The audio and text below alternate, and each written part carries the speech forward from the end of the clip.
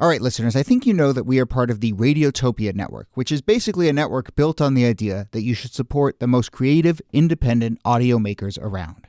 No one, and I mean no one, embodies the Radiotopia ethos more than Benjamin Walker and his show Theory of Everything. Benjamin, who I've known for a long time, has been making beautiful, personal, sprawling audio documentaries for decades that help us understand the very strange world we live in. And now he has a new series called Not All Propaganda is Art. The new series goes back to the 1950s, when Western security agencies like the CIA paid artists, writers, and intellectuals to fight the cultural Cold War. The CIA funds were free. I mean, no one was told what to say. Gloria Steinem, activist who sees the CIA as a sort of enlightened pal or rich uncle, there is another viewpoint. Look, if you're listening to this show, I know you like secret histories. I know you like a mix of culture and politics and shadowy figures. So what are you waiting for? Not All Propaganda is Art from Benjamin Walker. You can find it now wherever you listen or at theoryofeverythingpodcast.com.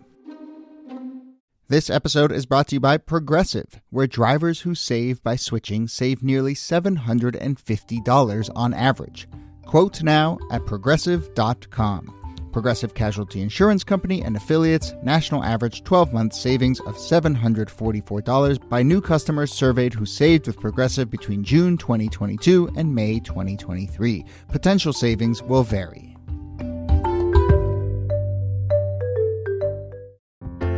Hey everyone, Jody here. It is hard to believe, but we are already into holiday season for 2021. So over the next month or so, we're going to keep doing new shows, and we've also got some really cool end-of-year specials planned. We're also going to give ourselves a little bit of time off, and so during those stretches, we will run back some of our favorite conversations from the year.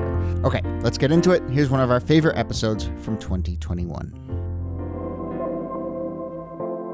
Hello and welcome to This Day in Esoteric Political History from Radiotopia. My name is Jody Avirgan. This day, March 11th, 1861, the Constitution of the Confederate States is adopted. The southern states, of course, were fighting to secede, set up their own country, and, well, they needed a constitution. And we're going to get into this, but the CSA Constitution is a really interesting document in terms of what values it puts at its core, the very things that were tearing the country apart at that time, but it's also a bit of a constitutional do-over. Many of the changes in the CSA Constitution were just relatively neutral updates and clarifications and new ideas about how government could run. It's a weird thing to say, but maybe there are some things in the Constitution of the Confederate States of America that we may want to think about these days. So let's do that. Here to discuss, as always, is Nicole Hammer of Columbia and Kellie Carter-Jackson of Wellesley. Hello. Hello, Jody. Hey there.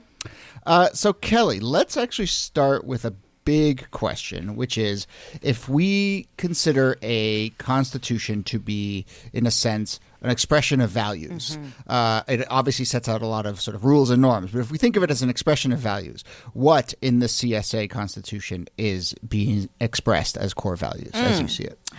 Well, I think the underlying message is always white supremacy. I mean, that's first and foremost. But I also think that this is a much more religious document as well, that God is sort of dropped into different aspects of the Constitution that weren't included in the United States Constitution. I also think that slavery plays more of a stronger role in this as well. Instead of talking about, free or non-free persons, they explicitly use the word slaves. Yep. And I think that matters too. Yeah, and in addition to using the word slaves, they also expressly forbid the ending of the ability to enslave people in the Constitution itself. And this value of slavery, right? That's what we're writing this document to protect, is related to that other value that you're pointing out, Kellie, of God. Right, because they had developed over the course of the early 19th century this religious defense of slavery, that it was part of the right and just moral order. And so in many ways, the writers of the Confederate Constitution were like, all right, the original Constitution has some flaws, and its big flaws are it was written by deists and by people who were a little skeptical of the long-term health of slavery for the country. And so let's fix those two things. And we should clarify that, this was largely based on the existing U.S. Constitution. And again, as we're starting to describe, it's those moments where words get changed, clauses get taken out or added that show you the expression of values. Do either of you have a sense of whether there was a thought of a sort of whole cloth, let's start new, we're a new country, or was it really let's do the the word markup suggest changes? I really think when we think about the structure of the U.S. Constitution, it really is a genius document in a lot of ways. I don't think they were interested in necessarily reinventing the wheel. I think they wanted to simply emphasize what was important to them. So it's not necessarily important to try to create something completely different. The goal was to try to enforce the values that they believe should have been at the center of this document from the jump. Yeah, and there are a lot of practical reasons, too. I mean, on the one hand, they're trying to claim that they're the true heirs of the spirit of the American Revolution. So this is their Constitution. They just needed to tweak it because there were some errors in the original version. But also, it takes a long time to write a Constitution. They needed a Constitution as a way of signaling that they were a legitimate government and a legitimate country, and they needed to get on the hop with that. And the best way that you do that is you take the U.S. Constitution and you just make a few tweaks, and you go forward paste. From that. Exactly. So this is a very fraught question, but my job is to naively ask the fraught questions. But, why is this not, when you read it, why is it not just a full-throated defense of slavery? Why are there these sort of workarounds, if you want to call it that, of slavery refracted through religious liberty or states' rights? There's part of me that feels like a little surprised that there isn't just very explicit language. I think that the explicit language that we're all expecting to see was some of the language that was used when states start to secede from the nation. They make it very clear. If you read the secession documents from the state of Mississippi or South Carolina, it's very clear what their intent is and why they're leaving and why they are trying to protect their enslaved property. But I think when they're trying to think outside of, this is not just about secession, this is how we will form our country, or how our country, the foundation of what our country will be based on, I don't think they saw it was as necessary to be as heavy-handed, because it was all implied for them that slavery would be at the core of it. So it's there, but it doesn't necessarily have to explain their entire existence. And they saw these theories like states' rights and religion as shoring up the institution of slavery, even though the Constitution obviously expressly overrides some states' rights by saying that you can't outlaw slavery. But another good document to look at if you want to understand that it was understood what this new document was about is that the very famous speech by Alexander Stephens, who would become the vice president of the Confederacy, his cornerstone speech, was actually a speech that he gave in defense or in promotion of this new Constitution. And he makes very explicit in that speech, slavery, white supremacy, these are the cornerstone values of this new country. I am telling you this right now, right? Just like the Federalist Papers sort of like made the case for the original Constitution, this speech just makes clear, in case people don't take their time to read this legal document, exactly what the Confederacy stands for and what this Constitution protects. Mm-hmm. And I should make clear, too, that the fugitive slave law is still intact. I mean, that is a principle that they still wanted to make sure went in the document as well, to signal to the enslaved, hey, listen, if you run away, we will still come after you. Yeah. And I think this point about states' rights and how that gets balanced is really interesting, because it's like maybe emphasizing states' rights a little bit more, but only when states' rights perfectly align with the overall goal of the new country. And so, yes, taking away the ability of states to grant voting rights to non-citizens or to trade freely with each other. There are some other clauses in here about slave trading as well, right? Yeah, so they still ban the slave trade. So they're not interested in making trips back to Africa or trading, or picking back up the slave trade where it left off. The slave trade was closed in 1807, 1808. And so that for them was not something that they were going to pick up again. But that does not mean that slave trading was not still in full effect. Trade across states and all of that was still very much in play.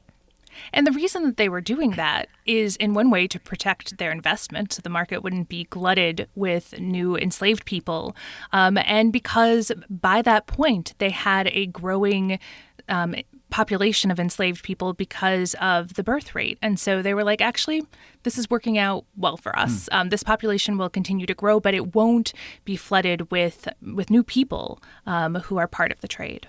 I want to get to some of the other ways in which this document comes together, because there are some more, let's call them, I guess, like technical or procedural changes here that again, as I said, feel like this document is a bit of a do-over in terms of just cleaning up the language. And so putting aside these larger issues of states' rights and God and slavery, just a little bit more of, hey, this document can work a little better. So, maybe we can go through a few of those. And I suppose, Niki, the place we have to start is they clean up what I think many people think is the most problematic comma in the history of the world, which is that very confusingly placed comma in the Second Amendment. Yes. The people in the 18th century were very free with their punctuation. They just sort of sprinkled it wherever they felt they should put it. And in fact, English common law made clear that you don't actually pay attention to punctuation in laws because it doesn't mean anything, because there is no standardization. But the way that the commas are placed in the Second Amendment open the door for people who want to push for greater gun rights. And in fact, was the underlying argument in the 2008 case that the Supreme Court recognized gun rights as an individual right, and they put it all on one of those three commas in the Second Amendment. I don't think it's the comma's fault. I think it's Justice Scalia's fault, but the comma gets the blame. And so the Second Amendment, as it reads in the U.S. Constitution, is a well-regulated militia, comma, being necessary to the security of a free state, comma, the right of the people to keep and bear arms, comma, shall not be infringed. And it's that first comma after a well-regulated militia that opens the door for people to say basically everything before the right of the people to keep and bear arms shall not be infringed is throat clearing. Yeah. The militia stuff and the gun stuff are not actually related to each other. Yeah. Now, what do the Confederate States of America do with those many confusing punctuation marks? They take them out. Just take that out. We don't need that. And in that way, they're also making it very explicit. And I have talked about this in other areas before, that the Second Amendment and white supremacy go hand in hand, or I should say the Second Amendment and race go hand in hand. And it was always made clear that the ability to own guns was something that was only included white men for the most part. And so by being explicit about that, they're letting people know, like, who's entitled to this power, who's entitled to gun ownership. That means everything. And that's because they more closely made it more explicit. This was tied to the formation of a militia, and the only people who could form militias were free white men. Sure. And, gun ownership is an extension of white supremacy in a lot of ways. And I think that gets reinforced by removing these commas. Yeah. And in fact, one of the first things after the Civil War that the white South does after emancipation is to pass laws that say Black people cannot have guns or knives or anything that might possibly be construed as a weapon. Okay, so there's some cleaning up of punctuation there. What other kind of more procedural stuff catches your eye? Well, for me, I think it's the president's term is about 6 years long in this new constitution. He also has he or she, but presumably he. But let's be real.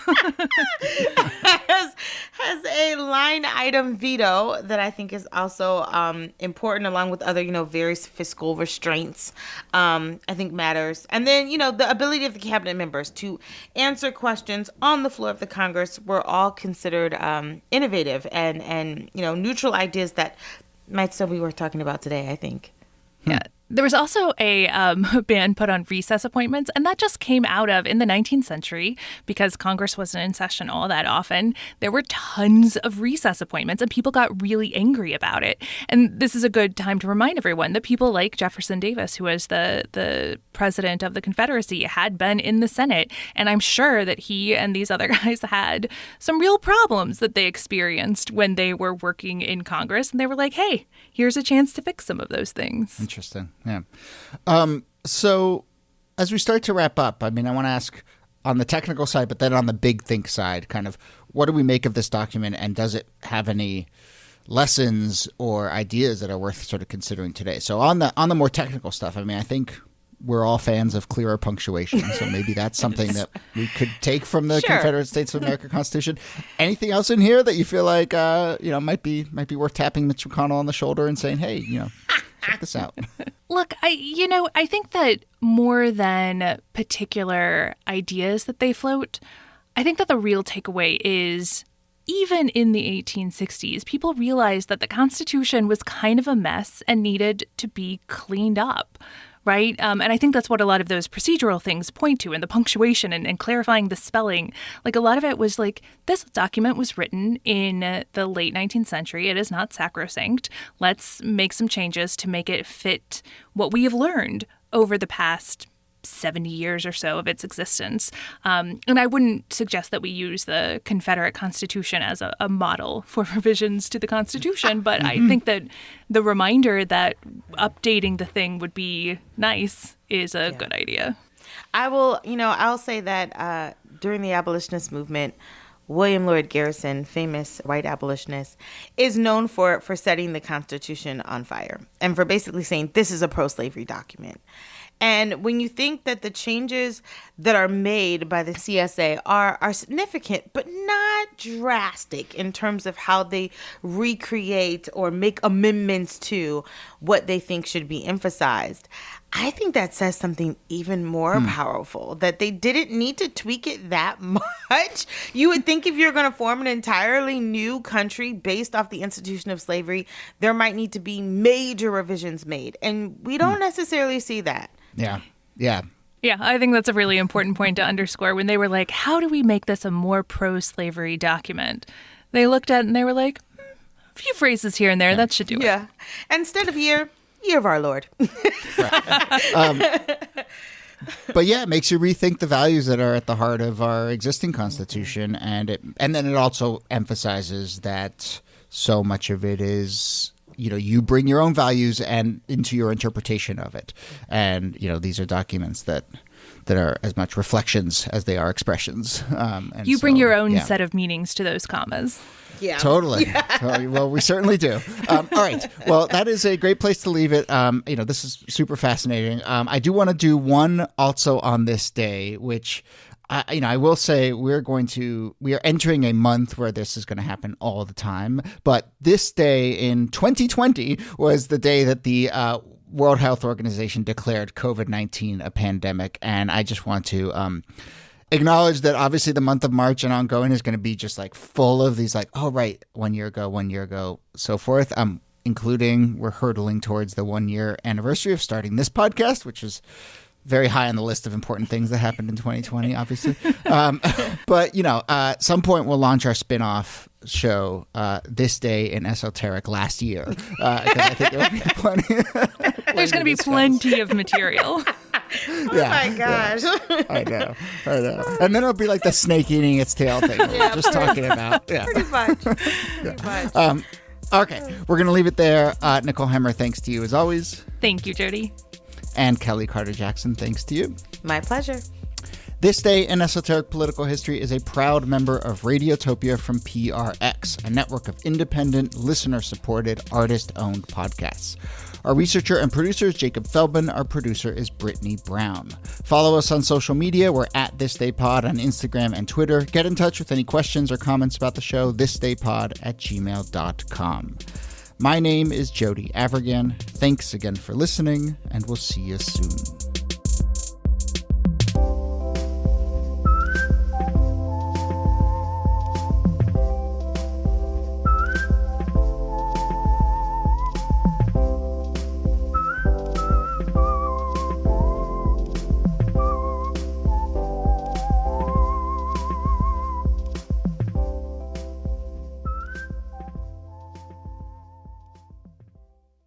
Support for This Day in Esoteric Political History comes from Odoo. If you feel like you're wasting time and money with your current business software, or just want to know what you could be missing, then you'll need to join the millions of others who have switched to Odoo. Odoo is the affordable, all-in-one management software with a library of fully integrated business applications that help you get more done in less time for a fraction of the price. To learn more, visit odoo.com/thisday.